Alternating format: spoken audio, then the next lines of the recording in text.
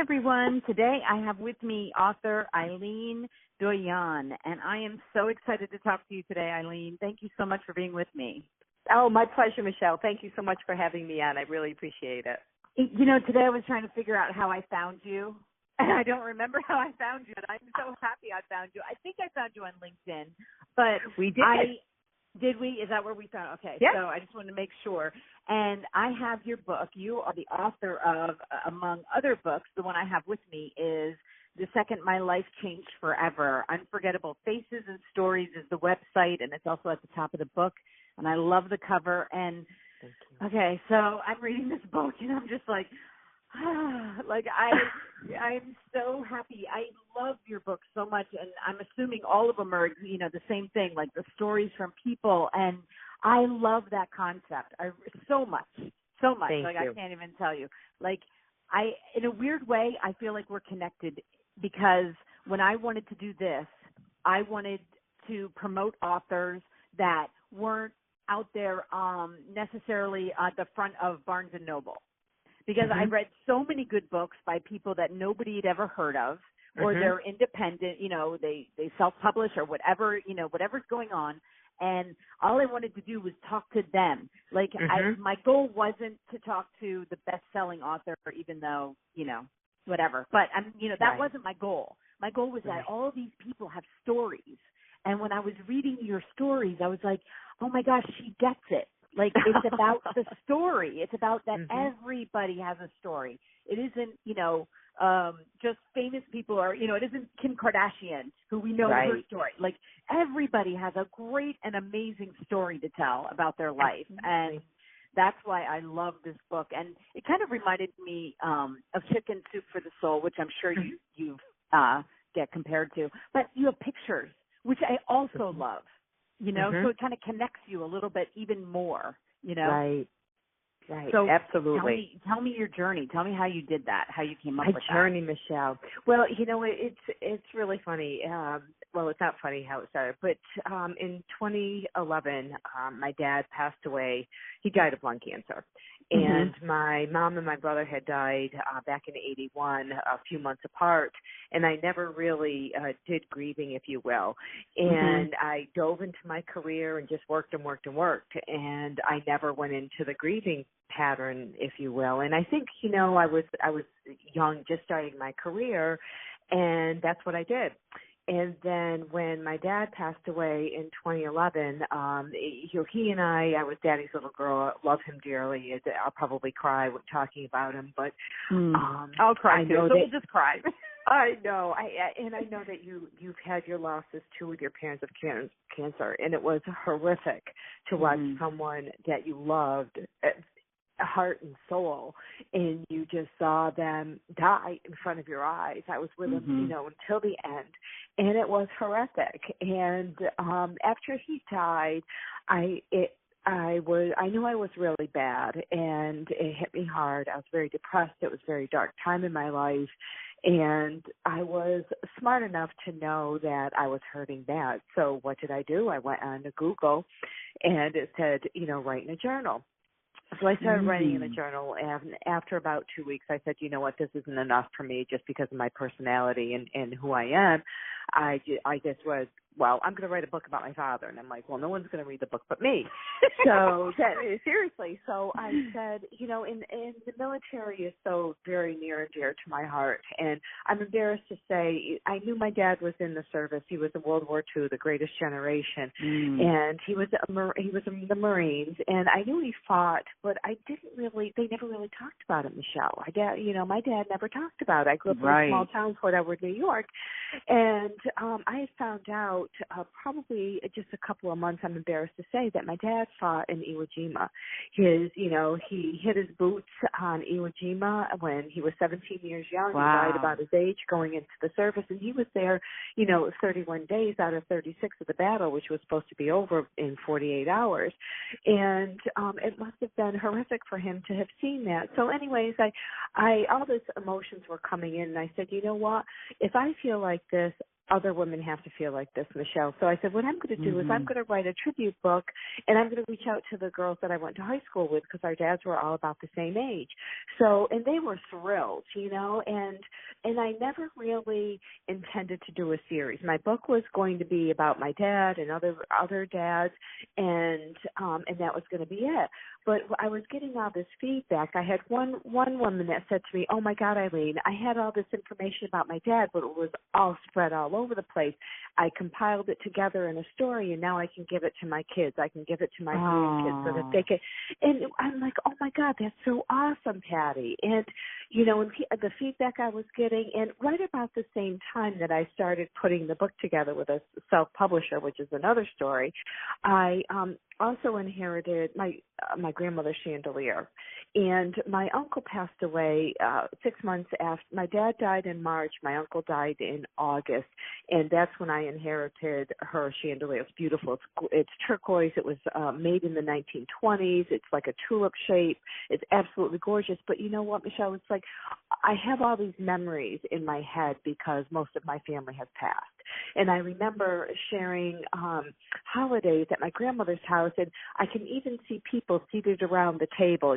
My grandfather was all Italian, my grandmother was all Irish. So we got together. The hands are going, the wine is going, the pasta's going, and I can see her chandelier light, and I can even see what people were wearing, and so that meant so much to me. So I did a book, Keepsakes, Treasures from the Heart, right around the same time, where people had a keepsake from someone they died, whether it was a vase or a charm or a Christmas decoration or a chandelier, and it was just everyday people. And that's how I got started in a nutshell. And I said to my husband, I think I have something here because of the feedback that I'm getting. And everything was happening so fast, I had to, choose a name really quick for my series name, and came up with Unforgettable Faces and Stories. And it's the name is kind of long, but I wanted something that I could have everyday people, Michelle, talk about various topics. So that's what we came up with. It's just amazing. I mean, as I'm reading these different stories, and they, like I said, I love that you put pictures, because then it connects you. Because, I know when I'm reading a story, I want to say, well, who are they? Like if it's about a son or a daughter or a parent or whoever, and then you see a picture of them together, and then it draws you more so into their story. And exactly. My mom passed away in 2011, so it's kind of interesting. And my dad had passed away in 88, so it's kind of interesting how we have that thing going. But I definitely when my mom. Okay, so you lose one parent, and I was like, okay, I went through that. I was having kids, it was just whatever. But when my mom passed away, somebody that I talked to every single day, and I was the same way you were. But I didn't even understand that I had grief. My kids tell me now, oh, you were bad. And I'm like, I don't even remember, how bad it was. It's something you don't prepare. You prepare it in that you think that they're going, they're older. This isn't about a child. This is about your parents. They're older, but you're instant, as you and I were, we were orphans then. I mean, when the second one goes, you're an orphan. Right. So you don't have that unconditional love feeling. And I think that's what, even though we had children, it's so different. I don't know. You would know more than I don't know what you call it, but I do understand where you're coming from with that, So it's not real, because they're not supposed to die that young. You just don't. Yeah. Plus, it just did not seem real. Both her and then my brother, it just didn't seem real. And I think because I lived away from home to a certain extent, so I had started, pulling myself away, if you will, from my home to a certain degree. But you always have that core and that foundation, and then all of a sudden it's gone. Right. All of a sudden, even though cancer, isn't all of a sudden, but it is. But it doesn't matter. Like I always say that. It doesn't matter because it does feel all of a sudden when it happens. Yeah. So, it's no. But what I love, but the thing about these stories is that there's always hope at the end. None of them, no matter what they've gone through, especially in this book, The Second My Life Changed Forever, which could have been anything happening to them. They all say, even the guy that got hit by the bicyclist, okay? Yeah. And he had David. tremendous brain trauma. And he says he still says he hugged the guy. He met him and he hugged the guy. Yeah. Like, so there's hope at the end. Like, there's this great deal of, like, when you get done with the story, you're like, but then you're like, the people at the end always say, but it's okay, you know, and then I did this with it, and then I did that with it, and then, you know, and that's what you did. Like, you went and did. I don't feel like I've done, but I do understand the writing part, because I thought the same thing. I'm going to write this tribute book to my mom, and then I'm like, and I will be the one reading it. Okay. Yeah. Isn't that funny? Yeah. I'm going to tell everybody how amazing my mom was, you know, and everybody's like, okay. Like, you know, even my kids are like, oh. They don't get it, Michelle. They don't get it. But it's funny, because everyone you meet, they say, everyone always wants to write a book, Michelle. Everybody. And where do these people go? You know, we live in this world of social media. You and I were talking about that, and, you know, computers and everything online. And I think we're kind of over the newness of it now, and I think what we're all feeling is the lack of the personal touch. Yeah. You know, where is that?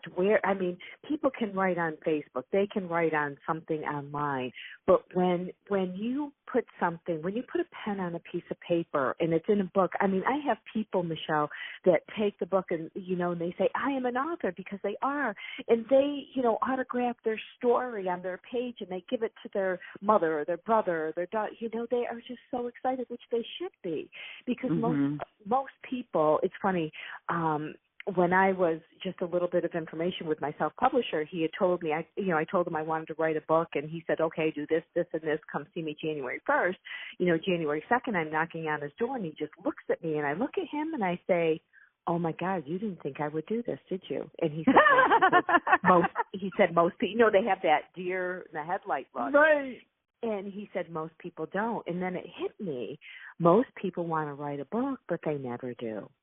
And, you know, and then people say to me, Michelle, oh, everyone tells me I should write a book, but, you know, it gets put on the back shelf, because lots of times people don't know what to do. I didn't know what to do. I just went down my rocky road, and, you know, did I do everything perfect? Absolutely not. But you know what? I always took that next step, and I figured it out. And that's what life is all about. Yeah. And that's why, you know, what I was trying to say, like, it's just about the normal people. It's like, you weren't out there to get, you know, movie stars. You know, you weren't out there to get, because they can write their bibliography and somebody will buy it. You know, Absolutely. They can write an autobiography and somebody's going to buy it. They can write whatever they want and somebody's going to buy it. You know, but everybody has a story in them. And I've been interviewing a lot of, let me make sure I say this correctly, memoirists. Yeah. And that has interested me more than anything, because it's not an autobiography. It's a story. But then I was thinking, with your book, like, it's even more concrete. Like, it's even more, you like keep condensing it down to that. What is the meat of this story? You know, what did I learn? What am I gaining? What am I, you know, and that's what I loved about it, because memoirs are way better than an autobiography, unless you are somebody, you know, that somebody's going to read an autobiography, you know? Right.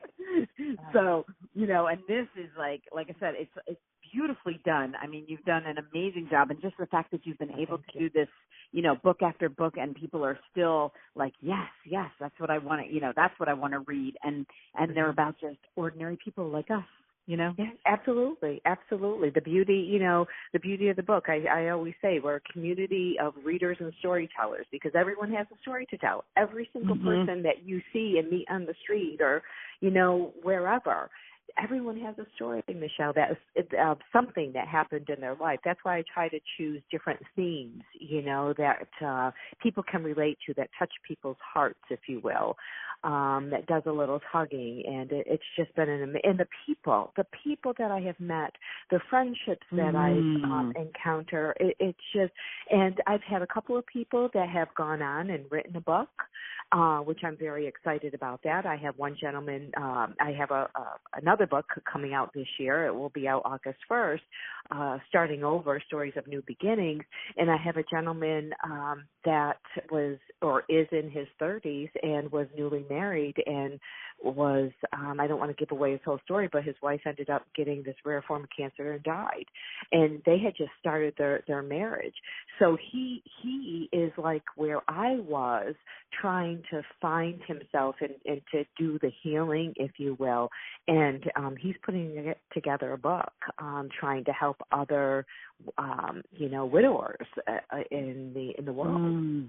And they've, the people in these books I see, like a lot of them have websites that they're Correct. doing, all this great stuff with. And so you're like, you not only give them their name, but you allow them to say, this is what I'm doing. And if you want to see more about what I'm doing, here's my website and you can go check it out. And, so that's another, amazing thing about your book is like, it's promoting other people, and which that's what I think we're supposed to do. I agree. That's what the world is all about, helping each other. And that sounds so hokey, but it's so true, Michelle. And, I have a section on my website called Friends.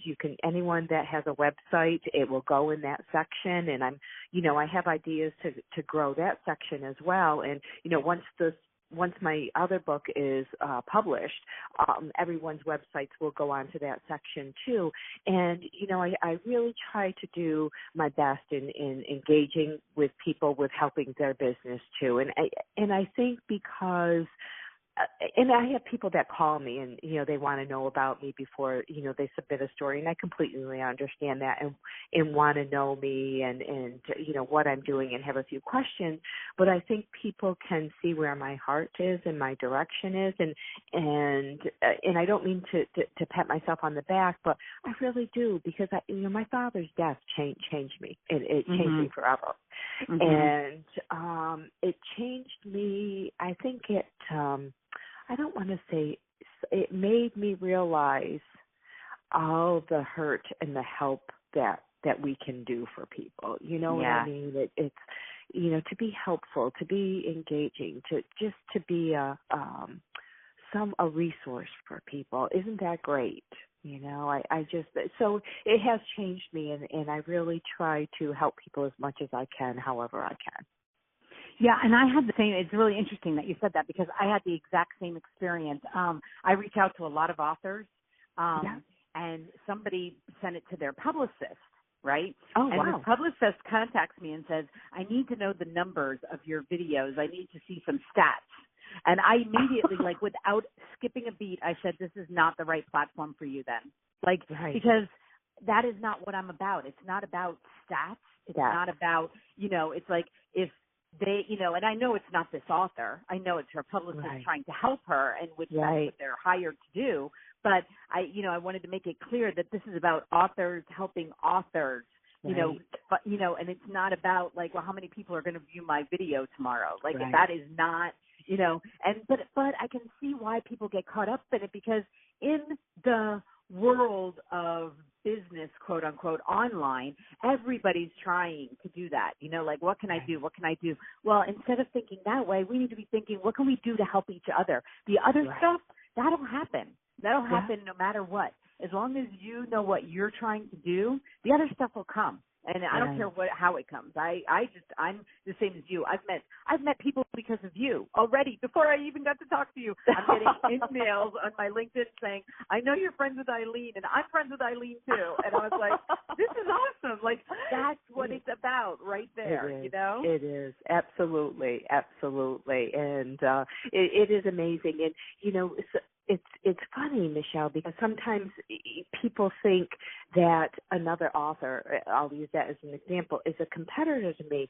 Absolutely not. I mean, we're all in this world together. We're all, we all have our own themes and messages that we're trying to do with our writings or our books.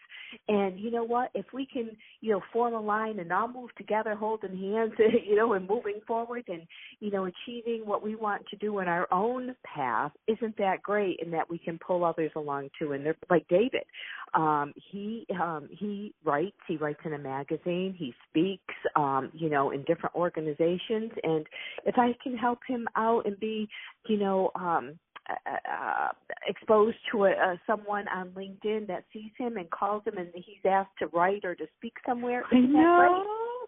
It's awesome. I have this one author who's actually gotten a lot of good things coming his way. And I said to him when I talked to him, I was like, please, I want to be first in line at your Barnes & Noble signing. I will fly to where you are. Because that's what I want to do. I want to be the one that talked to him before and gave him encouragement and said, this book is great. Keep going. Yep. This book is amazing, Yep. And saying that's how I felt about you. I'm like, I have to tell her that I get what she gets. This isn't about us. This is about everybody. Absolutely. We're all in this. We're all, no matter what we've gone through. And the fact, okay, so I was thinking the second my life changed forever, I was like, everybody has I'm sure we have more than one, but these were profound seconds. It's like everybody can say, well, it was the moment my dad died, or it was the moment, but the ones you have in this book are so, because I was telling other different people, I was like, so what was the second your life changed? And they're like, oh, the day I gave birth to my son. No. I mean the second, it changed. Yes, we've all, of course, we change with the birth of our children because we become mothers and fathers. But I'm like, no, a profound, and you found these people that had profound seconds that changed their life. That one day their life looked like this, and then the next day it was totally different day, Right. Well, it's funny you say that because I think, Michelle, going back again to the difference between writing, because we can ask people different situations like the second my life changed forever or starting over a new beginning for yourself, and people will say, different things to you. But when that person, Michelle, picks up a pen and starts writing, it becomes totally different in the way that they communicate it because it comes from the heart. They're stopping, they're thinking about this, and the feeling really takes over in their heart, takes over the pen. I don't know if that makes sense or not. No, because you know what? Different. Yes. Well, what I noticed by these different stories was that because of it being different people, it was like each story just seemed to have poured right from there. They each told it in a different way. They started out some people started out in the middle. Some people started out at the very beginning. Some people started out at the end. But the way they did it was their own unique way. And then, as you went into I did understand that when I was reading their stories. I was like, you didn't say to them, okay, write this memory or this story and then start from, this point and then end at this point. You just gave them the liberty to, you just write your story, I just give people a guideline because sometimes if someone hasn't written, because I really want it to come from their heart. I want them to, really put the pen in their mind and their heart to work. But I give them a little bit of an outline, very, very brief. And then they come up with a story. And sometimes people will message me or call me and say that they're having a challenge. I said, look, you're making it hard. You're making it an exercise. Just relax. The pen will do the writing. You'll know when the words start to come out, and it happens. And I have an 8-year-old that I have in my book, Letters to Heaven. I have, where people wrote letters to people that have, we all have things that we wish we would have said to people that died too fast. Or we want to give people updates in our life and tell that person, how they affected and how they formed and changed their life to where they are today. And I have an 8-year-old little girl that wrote to God about her grandfather that had passed away. And the mother had kept the letter. This was something that she actually wrote and read at the eulogy. And it's published in the book. I have a 14-year-old girl in my book that the second my life changed forever that always wanted to make pens, and she finally, oh my gosh, was that just an amazing story, or it was? And she was like 12, Michelle, when she started. I know. And for someone to read that, how inspirational that is to kids. Oh.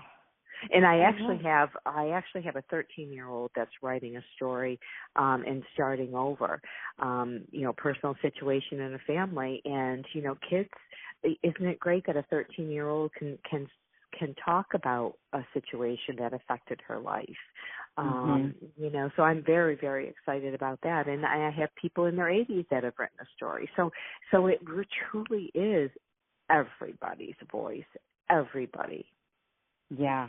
It's just, I love what you're doing. I really do. I applaud you for this. And I'm so happy to hear that it was part of your healing too, because I really think that is the key to healing, is like when you start thinking outside of your own grief and you're like, wait, I'm not the only one. I know I'm not. I'm not the only one who's gone through this. And, in a weird way, like I was trying to think back when my mom lost her parents, okay? And there is something different about our generation, or I don't know. I wish maybe you have insight into that. But there is something about the way that they dealt with it, as opposed, like I kept thinking I was failing. Like I was like, my mom never told me that she was close to her mom. I saw her at her funeral, but the next day she was like so resilient. Like I didn't feel resilient. Okay, like not even a little bit, Yeah.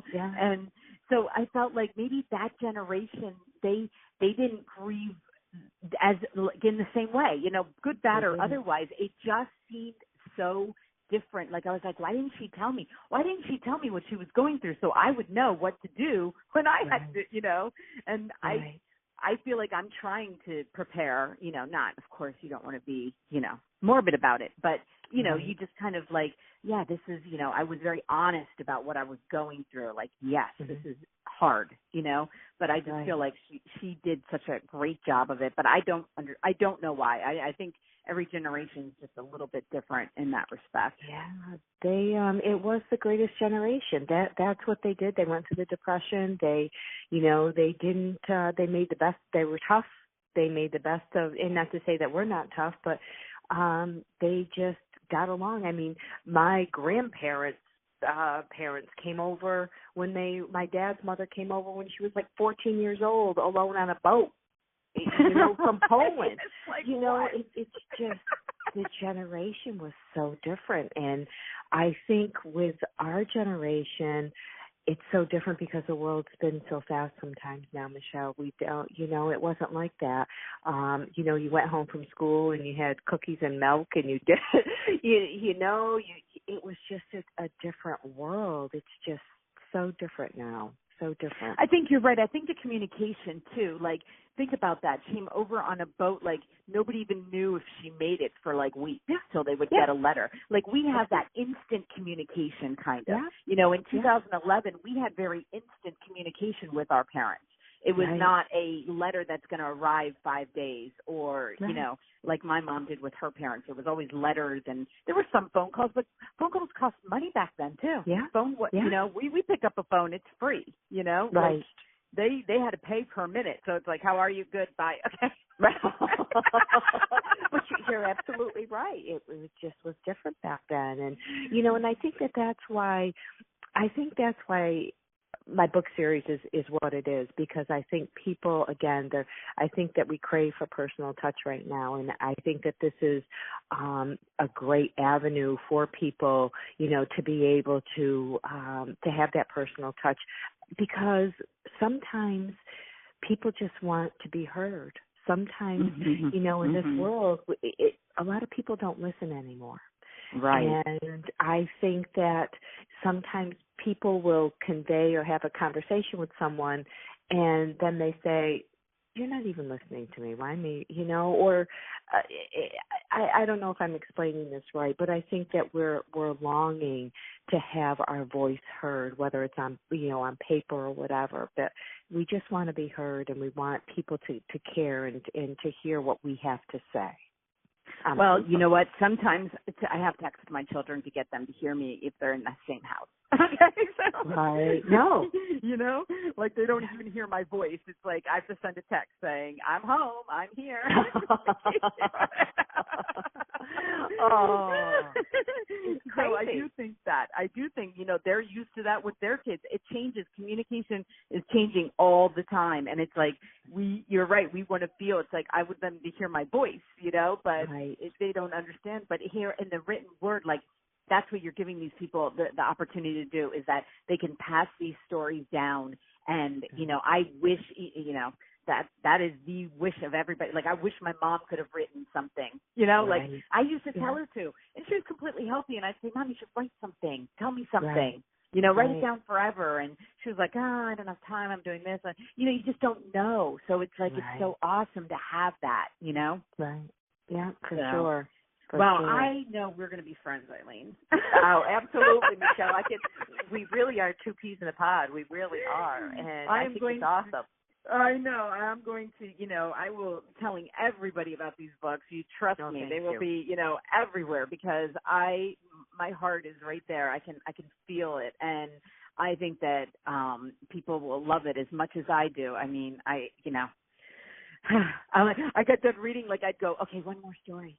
And then I get up. The other thing people love about it, you can put it down, you can pick, you know, you can go away, whatever. It's a great to read, you know, at the beach. It's great to work, you know, read at night. Because you just pick it up, you just read a few pages, and then you put it down, or you keep picking it up like you.